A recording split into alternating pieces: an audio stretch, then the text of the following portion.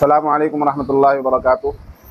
हम फ़ज़ीलतुल शेख तफ़द्दुल हक़ बुखारी साहब का छत्तरगाछ में इस्तक़बाल करते हैं और उन्हें मुबारकबाद पेश करते हैं, उनका शुक्रिया अदा करते हैं कि उन्होंने हमारे यहाँ अल मदीना टूर एंड ट्रेवल्स के ऑफ़िस का क़याम किया और यहाँ के आसपास के लोगों के लिए उम्रा में जाना आसान कर दिया। हमारे यहाँ असल में शेख गुर्बत तो है ही, लेकिन मैं ये समझता हूँ, मेरा ये मानना है कि यहाँ के लोग धन के गरीब नहीं हैं, मन के गरीब हैं।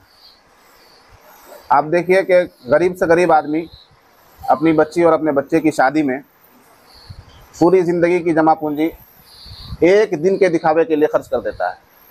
सिर्फ उसको पिंडाल लगाना है, शामियाना लगाना है, लोगों को दिखाना है, दावतें करनी है, बस इसी काम के लिए वो ज़िंदा रह रहा है, इसी काम के लिए वो जी रहा है, इसी काम के लिए कमा रहा है, जो गरीब तबका है।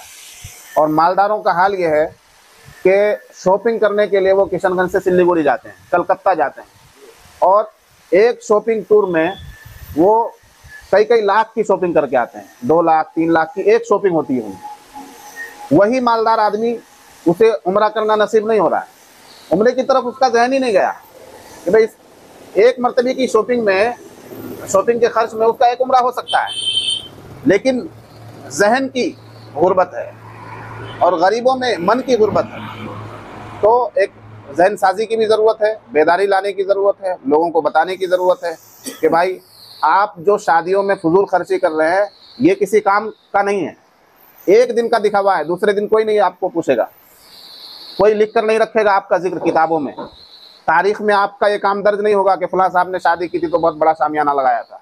आज तक हमने किसी किताब में नहीं पढ़ा कि किसकी शादी में कितना खर्च हुआ था।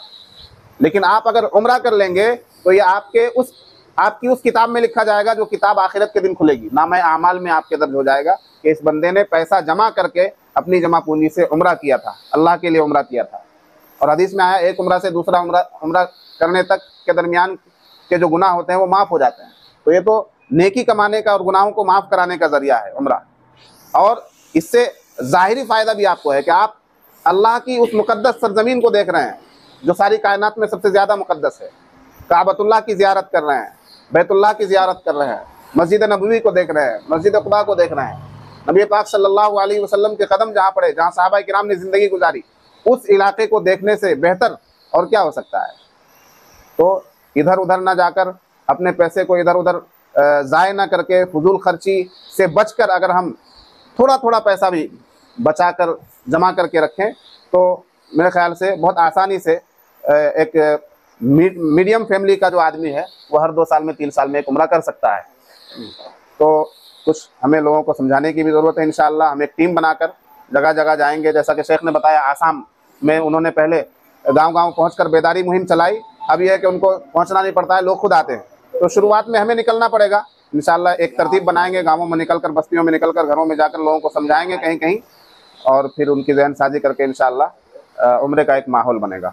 अल्लाह ताला हमारे इस ऑफ़िस को कबूल फरमाए और इस ऑफ़िस के ज़रिए इलाके के ज़्यादा से ज़्यादा लोगों को उम्रा करने की सआदत नसीब फरमाए।